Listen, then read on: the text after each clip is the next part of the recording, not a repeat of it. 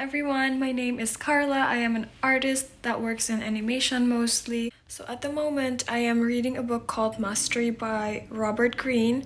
And in the book, he mentioned that all these amazing people spent at least 10,000 hours to perfect their craft. And I don't know how many years that is, but usually people will go through an apprenticeship years in training pretty much, and even artists back then they did that for like 5 to 7 years. And one thing that you are supposed to do is you are supposed to outshine your master, and your goal it has to be like to be your best version, and you don't want to be living in somebody's shadow for too long. So I recommend for us to, I don't know, at the beginning it's good to always try to find what you like to do. It's just like figuring out your own voice, your own style. And because when I create, I think about, is this actually coming from me? Is this something that I really want to create? Or is this something that I create because I want these people to like it? These are the things that are popular right now. And sometimes I know it's difficult because sometimes this is your livelihood. I get money from doing art pretty much. And sometimes there's a fine line between making art for myself and making art that pays the bills. And I know as an artist, it rips a lot of people's soul to just paint something that you don't want to. And yes, sometimes you just do have to do that. But at the same time, you can do that while keeping your integrity as an artist and keeping it still in your lane pretty much. So as an adult, we have responsibilities, we have jobs, we need to pay bills, and that can still be done with a passion, with like some love, because we spend most our time, right, like 8 hours at least a day at work every single day. And such short life is that, like, if we don't even enjoy what we're doing, if we're just looking forward to what comes after work, we need to make that time of work also enjoyable. So whatever it is, you're supposed to find something that you can like spark your inner childhood joy. What is it that resonates with you since childhood? Because a lot of people, a lot of great masters, they had like that fascination toward that one thing that as an adult they can still pull it back up. For me, for example, I am an artist. I've always loved to draw. Back then I loved to doodle. I liked reading books, reading comics, drawing comics at the time, writing stories, and now I can combine all of that into one. When I'm tired of painting, when I'm burned out from that, I will think about scenarios that can like help, like my own story, my own universe, and think about that. And although it maybe like would never get made or I would never like share it, but it still does help with the other aspects of my drawing, my painting in the near future, because we pour a little bit of our soul into our craft.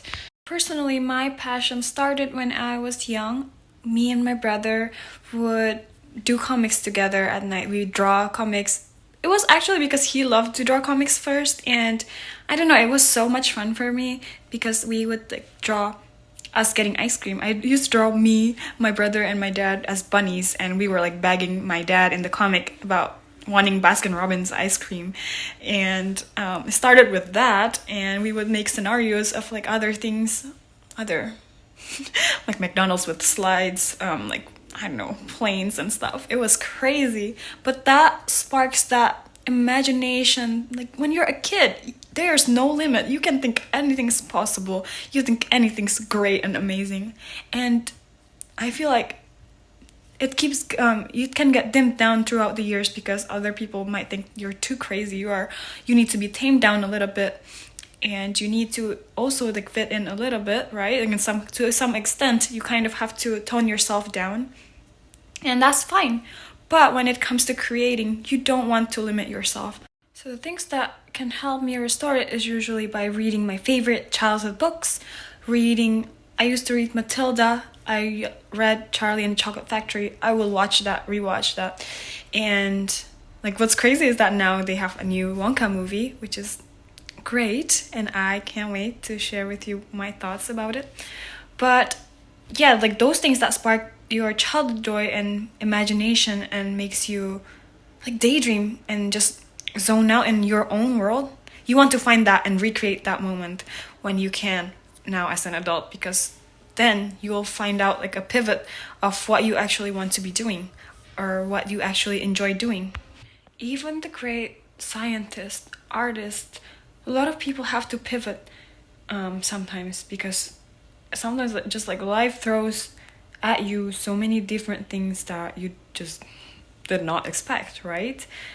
But if you keep that dream alive, I'm sure you will find a way all the time, and what is meant for you cannot be taken away from you. I believe that truly. Like these days, a lot of people have lost their vision, their passion.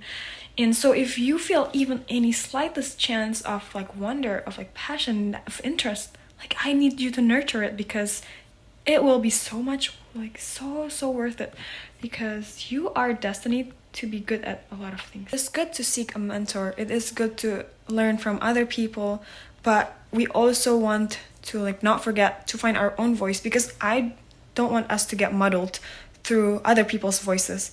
It's so easy to just attach ourselves to a different style, like a style that already exists, and everything just starts to look the same. And how sad is that when you have your own style at the beginning? Like before any of this, before you create for the internet, when you were a kid, you just doodle random things from your head, right?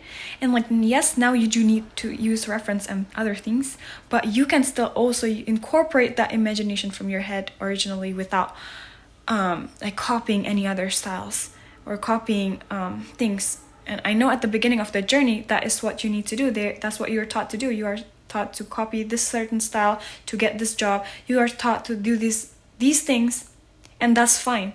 What I'm saying is that when you create your own personal work, I want you to try, just experiment having that childhood inner joy and spark again. So then when you're doing your personal projects in life, whatever that is, it can be cooking, it can be wall climbing, I don't know, other things that spark your joy. Just think about what brings the most joy out of you. Like what brings you like so much, like that inner childhood excitement, I guess.